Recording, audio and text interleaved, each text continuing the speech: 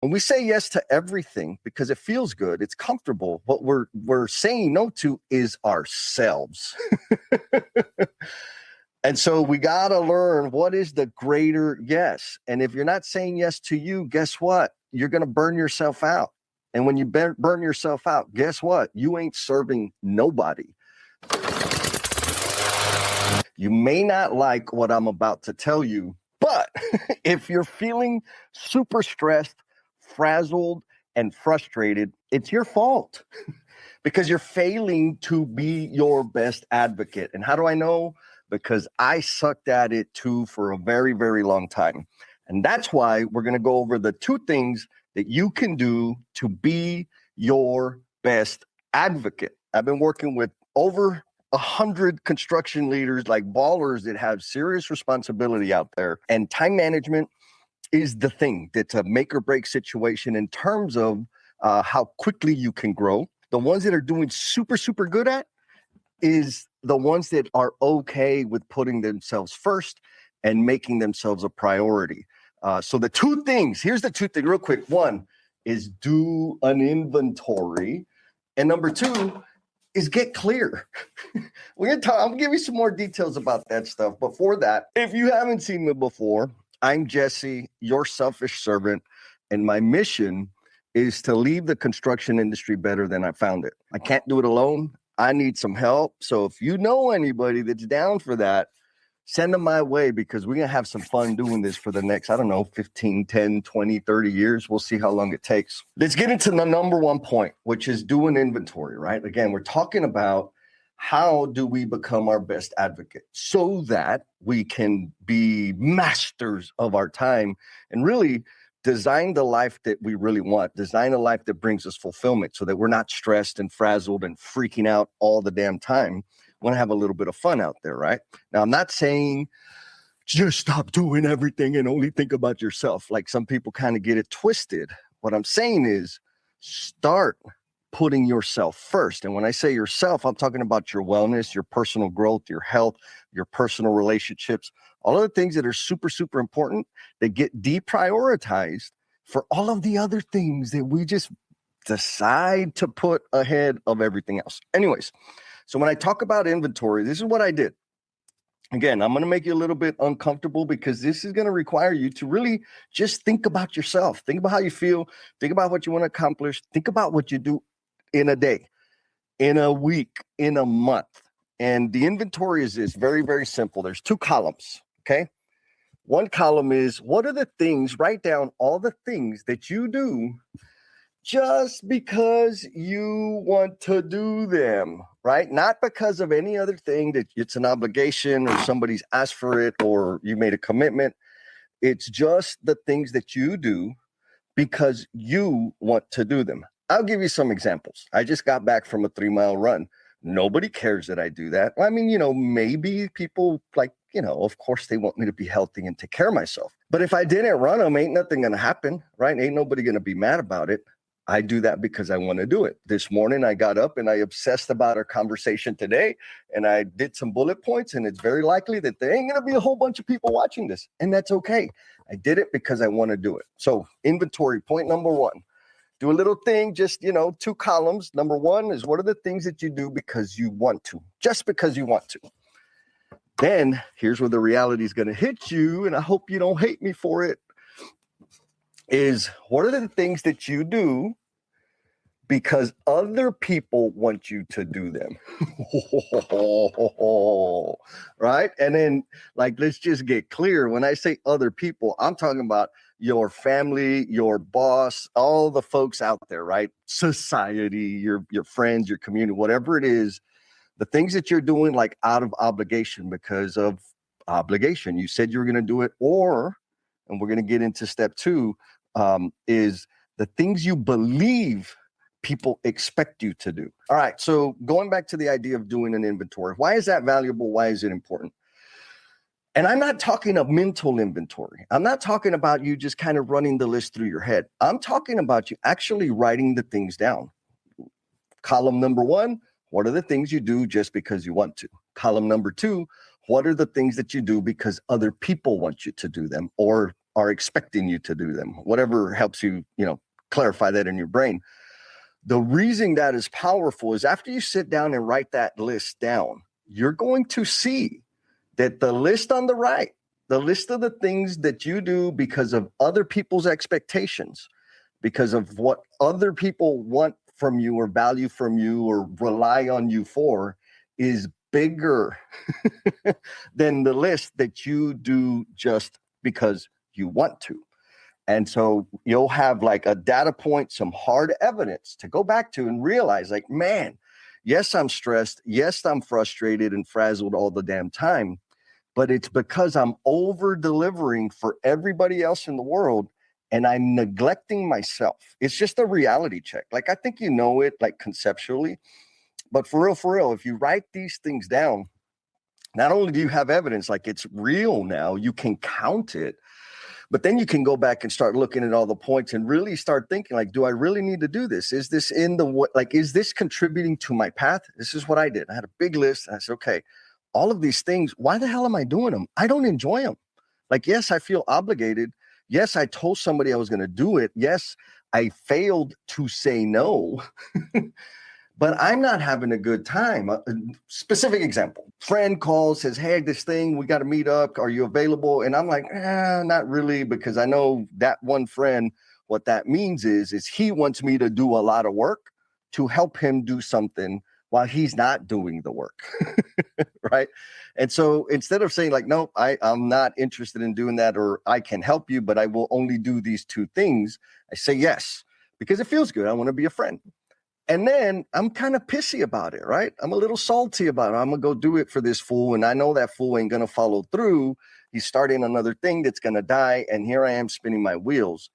But because I failed to say no, guess what? I've committed and I'm going to follow through on my commitment.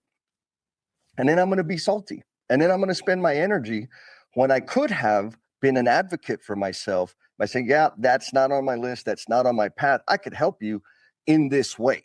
And this is the extent of what I'm going to do. You got to carry the bag and take it all the way forward, right? Like, it took a long time for me to kind of build that kind of clarity. But again, back to the question of how to become your best advocate, right? Most of us are not good at taking care of ourselves because we overgive. We give our time, our energy, and focus to other people that don't necessarily value it as much as you should be valuing yourself. You take care of people, but you take care of people way better than you take care of yourself. And so the idea here is, how do we flip that? Where do we start to do that? Number one, we've already talked about it, is do an inventory. What are the things that you do because you want to do them?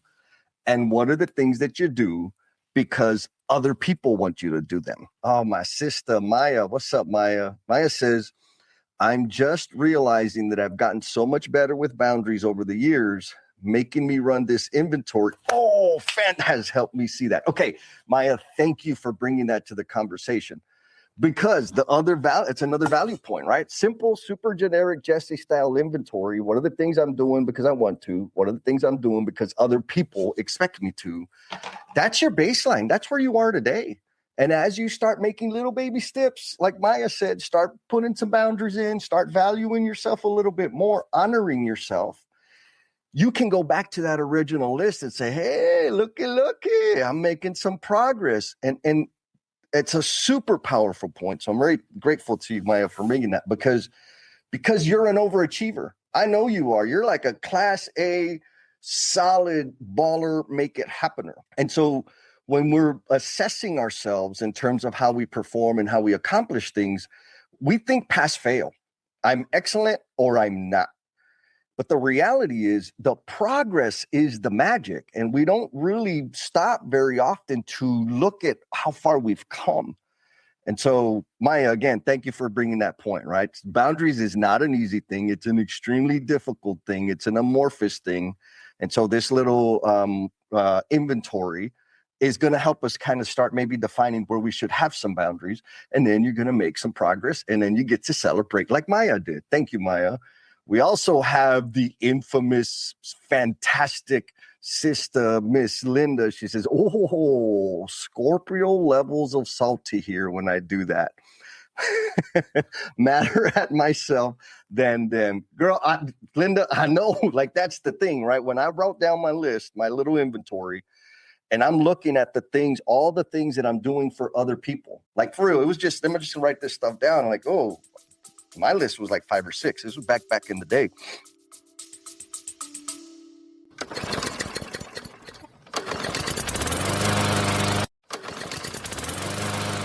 Time out. Because if you're anything like most leaders I talk to, your schedule is ultra packed. But somehow the most important things get neglected.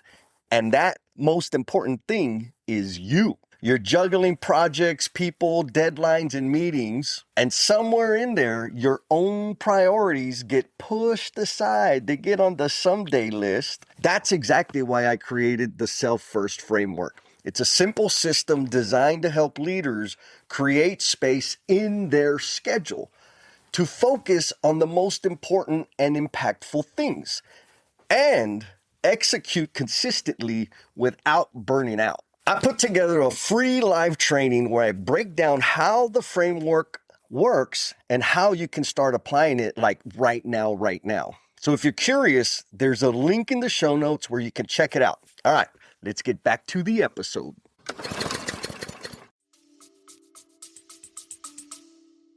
And then I wrote down the other list.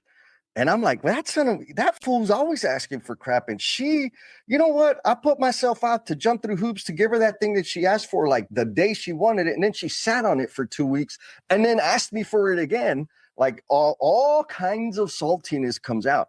And that's the point. Not necessarily to be salty and pissed off about it, but to start getting clear and identifying who are the people that really, really value your time, right? Because I'm not saying this idea of being a selfish servant is not about telling everybody to piss off and I'm only going to do for me and what I want. It helps us identify who are the people that pour into us, who are the people that let us speak into their lives and actually take action so that we can build that coalition, right? Like that group of people that we can go forward and transform the world together. When you make that list, it starts becoming real clear who them fools that they ain't for real. They ain't got it. They're scrubs, and you got to put some boundaries in place for them. But some of them are like ballers, OG ballers, and you need to bring them in closer. Again, that super simple inventory can help you accomplish a couple things. So just in case you're wondering, column on the left is what are the things you do because you want to do? Column on the right are what are the things that you do because of external expectations? Maybe a little bit of commitment making there. So that takes us to point number 2 in terms of where do you start? Like if you want to be a better advocate for yourself, you want to start getting gooder at time management, how the hell do you start? I'm going to tell you right now, you got to put yourself first. You got to build the skills to make yourself a priority and honor yourself. But that's kind of big and fuzzy. Like, what the hell does that actually mean? Well, we just talked about step number 1, and we're going to talk about step number 2. Before that, though, if you got questions, drop your questions in the comments. I'm happy to answer. I'll do my best to answer them. I'm not saying that I'm going to be able to answer every single one of them. If you think I'm full of it, drop that in the comments too, because guess what? You'll give me impressions. And if you want some other tools that will help you, like build the system so that you can put yourself first, start investing in yourself so that you can become the promise you're intended to be, drop double D in the comments and I'll get you a link so that you can get all of the tools, the templates to help you make that happen. So anyways, drop double D in the comments and we'll go from there. Oh, look at that. We got Mr. John. John says, thank you. You are welcome, John. All right. Mia's got another comment. She says, and we can be happier about the things we say yes to. Amen, sister. And shout out to Wally, because same sentiment he dropped in the comments earlier was that's the key, right? Saying when we say yes to everything because it feels good, it's comfortable. What we're saying no to is ourselves. And so we got to learn what is the greater yes. And if you're not saying yes to you, guess what? You're going to burn yourself out. And when you burn yourself out, guess what? You ain't serving nobody. And so Again, Maya goes on to say, even if the me saying yes in that moment can often be a different me, from the one who meets the actual moment. Sister, I know exactly what you're talking about, right? When I say yes right then and there, I 100% believe and want to do it. And then reality happens. Like, oh shit, I got 12 other things that I need to do. That's a different me. That may not be what you're talking about, but that's what came to mind. Okay, we got some advice coming in from Linda. Linda says, Jesse, how do we do it? Linda says, burn it all. Sometimes, I've done that.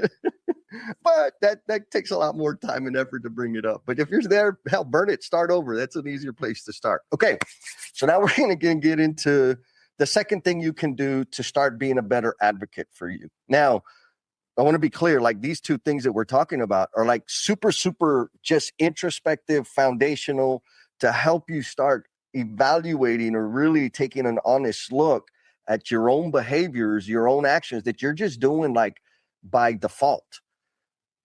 That's all. Like this is going to bring you some awareness. There's a lot of steps and things that you can do. And like I said earlier, drop double D in the comments. I'll give you some tools to make that happen. But these are the things that really, really help you start saying, ooh, okay, now I see why. Let's start talking about how. So the second thing is get clear. Get clear about what? Get clear about whose expectations are governing your life. Right? Go to the inventory. Again, when I did this thing, I've got, what do I do because I want to? What do I do because other people want me to?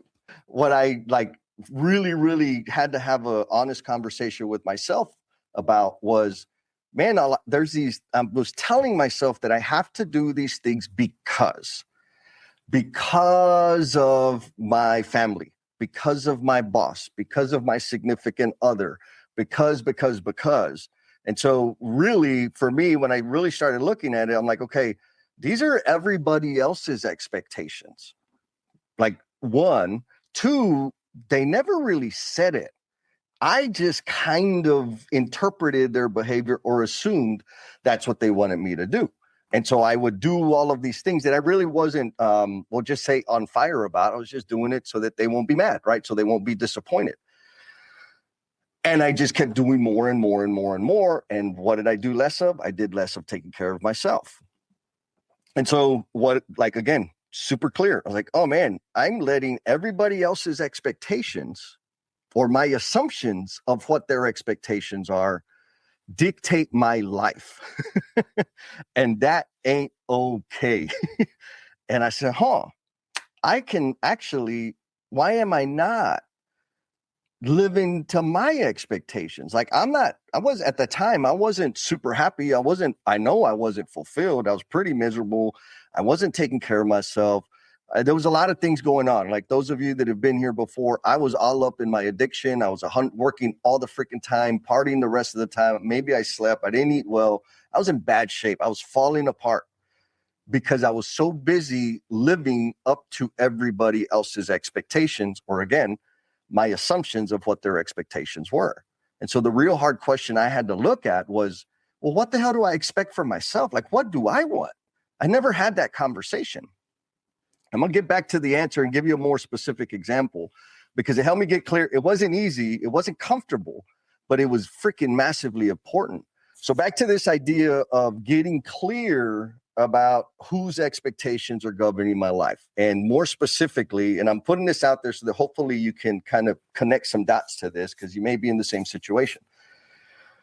I was back in the day, y'all know I was a plumber, went from plumber to foreman to superintendent, blah, blah, blah. And the company had me on a career path. And the career path that they wanted me to go to is back in the day is to be a project manager and then to, continue down that path. Like, no, I don't want to be a project manager.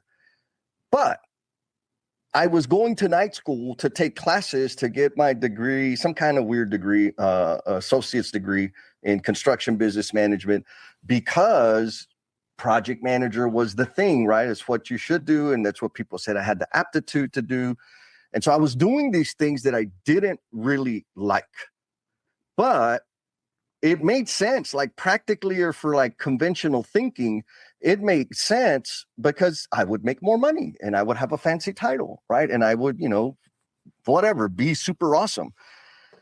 But for me, for real, I did not have any interest in doing that job. I never wanted to be in that job, but there were other expectations that were saying, hey, you should do this because. And so I let their expectations supersede my expectations, the desire, and the things that I wanted to do. So that was a simple example, right? Another example, they had another, like, okay, my next step was to be like a corporate asset instead of a business unit asset, which meant I was going to have to move and, do a different kind of work that was going to take me away from the field. And that was like between those two things, one was like around my third and fourth year apprenticeship, and this was a few years later, I got clear. I was like, you know what? I don't want to be a corporate asset because that takes me too far away from the field. I like working with people. Like, I like being in the middle of it, like with our internal customers. I don't care about the external customers. We got 90% of our resources catering to the external customer, and we're neglecting our internal customers.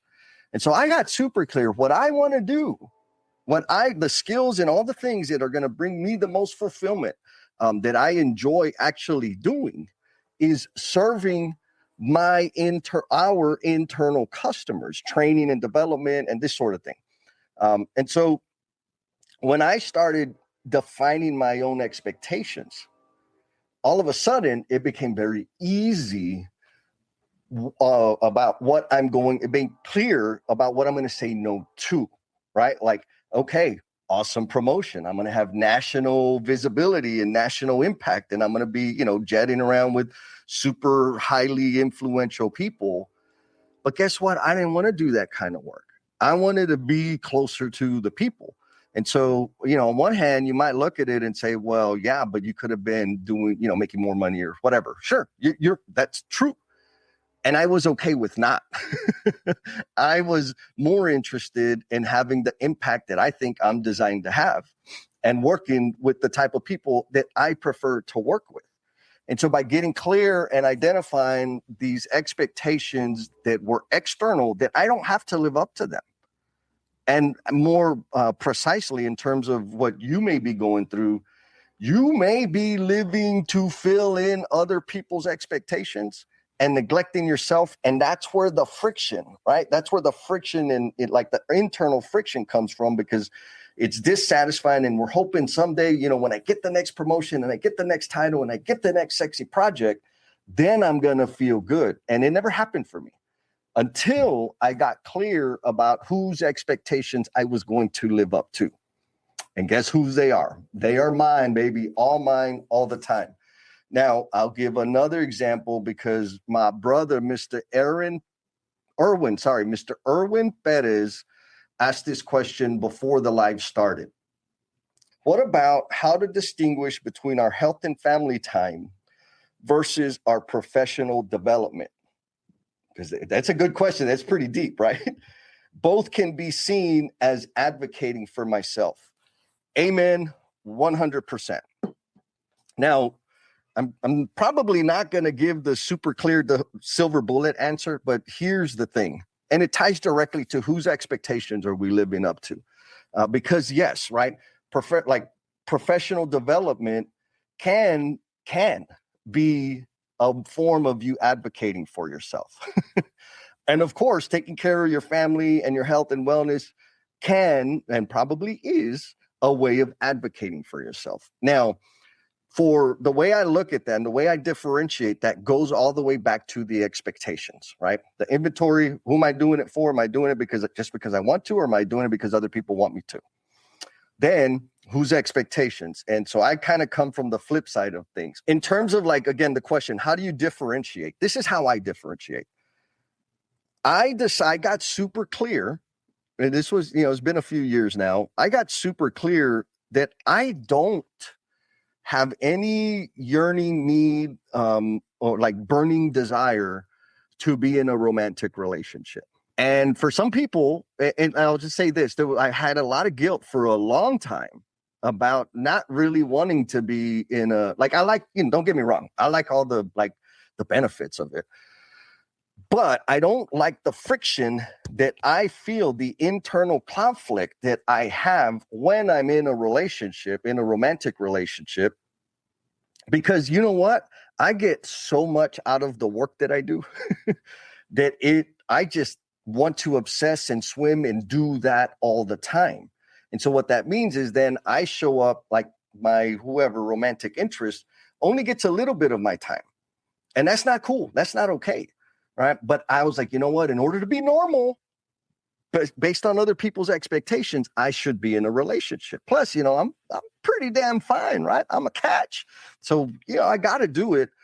But again, I got clear about my expectations. And you know what? The amount of conflict and distress that I was experiencing trying to do both was not worth it. It was stealing joy from my life. And so I decided, guess what? I'm not going to fiddle around. I'm not going to date. I'm not going to be in a romantic relationship because I get so much more fulfillment from other things. And I have to be okay with people saying like, what the hell's wrong with you? You're a weirdo or whatever it is, right? I just had to let go of that. And so coming back to Mr. Irwin's question, the way I distinguish goes of like between professional development, health, and family is exactly that. Am I living up to my own expectations or am I living up to other people's expectations? Right now, I'm not saying like, here's another thing to think about, especially for like young folks. If you're young and early in your career, or let me say this a different way. If your lifestyle is not solely supported by you, meaning if somebody else is paying your bills, any of your bills, guess what? You kind of have to fulfill some of their expectations. You don't get a pass.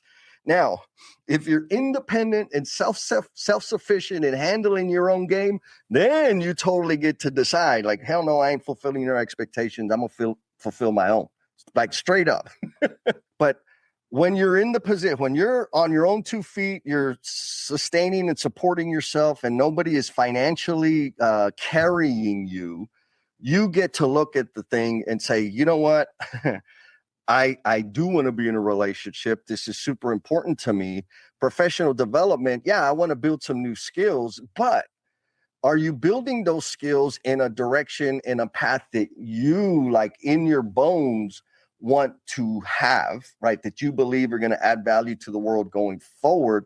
Or are you building your these professional skills, the professional development to meet some, CDQ checklist things so that somebody can, bless you and promote you? That's not a bad thing. But for me, that's it's a thin line, but that's the line between distinguishing of whether professional development is advocating for myself or not, right? If I'm doing it because like, hell, now I do live streams all the damn time. I can set up my website. I can do all kinds of fancy stuff. I had to build those skills. And the reason I decided to build those skills was because I needed to, because I wanted to, do my little business so that I can serve people in the manner that I believe I'm best designed to serve. And so I had to build those skills to achieve this because I wanted to. There was a period in time, like I said earlier, when I was taking night classes on dumb shit that I had no interest in because it was going to check some box so that I could potentially be promoted to a role that I had no interest in being in, but it was going to make me more money. So in that case, back in the day, I was doing professional development, but it was not me advocating for myself. It was me, playing the role, doing the monkey dance for other people.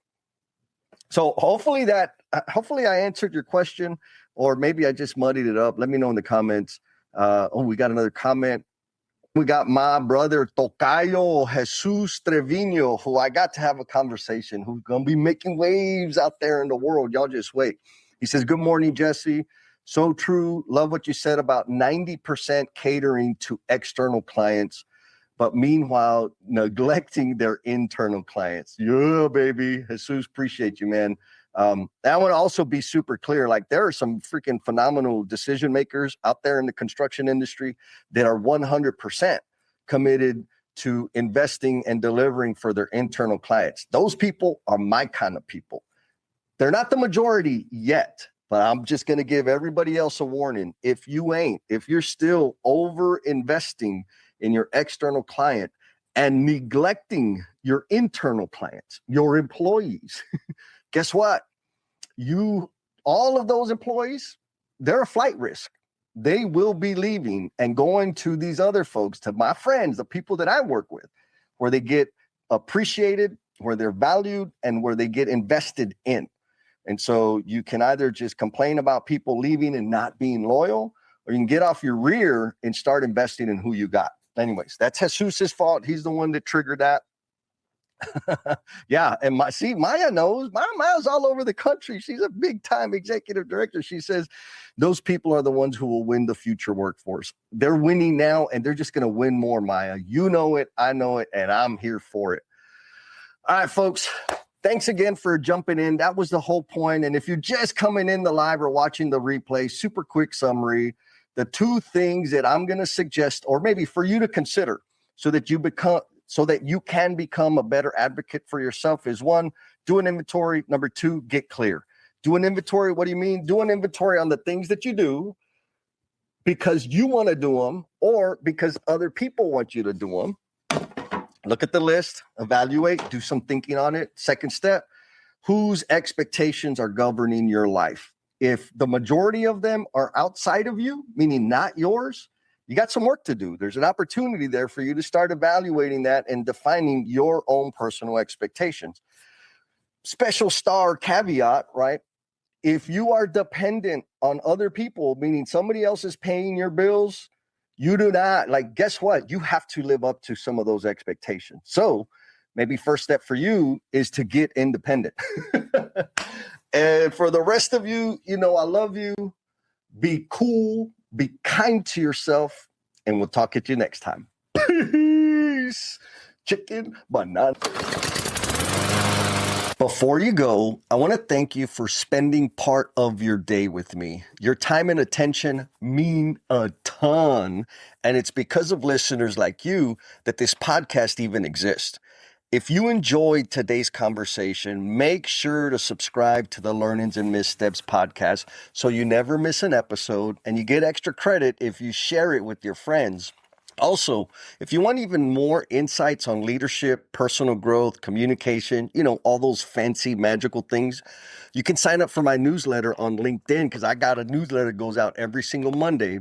All the resources I share there are designed to help you put yourself first so that you can leave this world better than you found it. There's also a digital copy of my book, Becoming the Promise You're Intended to Be. And it's sitting there waiting for you on my website. All you got to do is do the click and do the download, and you get the free PDF. And if you want even more bonus points, share that PDF with somebody you know, or the family of somebody you know that is currently struggling with self-destructive behavior. That would be the ultimate gift for me. While you're there, do some exploring of the trainings, workshops, and services that are designed to enhance your performance at home and at work. Just click the link in the show notes to check it out. Thanks again for listening. Take care of yourself, and I'll see you on the next episode. Peace. Before you go, I want to thank you for spending part of your day with me. Your time and attention mean a ton, and it's because of listeners like you that this podcast even exists. If you enjoyed today's conversation, make sure to subscribe to the Learnings and Missteps podcast so you never miss an episode, and you get extra credit if you share it with your friends. Also, if you want even more insights on leadership, personal growth, communication, all those fancy magical things, you can sign up for my newsletter on LinkedIn, because I got a newsletter that goes out every single Monday. All the resources I share there are designed to help you put yourself first so that you can leave this world better than you found it. There's also a digital copy of my book, Becoming the Promise You're Intended to Be. And it's sitting there waiting for you on my website. All you got to do is do the click and do the download, and you get the free PDF. And if you want even more bonus points, share that PDF with somebody you know, or the family of somebody you know that is currently struggling with self-destructive behavior. That would be the ultimate gift for me. While you're there, do some exploring of the trainings, workshops, and services that are designed to enhance your performance at home and at work. Just click the link in the show notes to check it out. Thanks again for listening. Take care of yourself, and I'll see you on the next episode. Peace.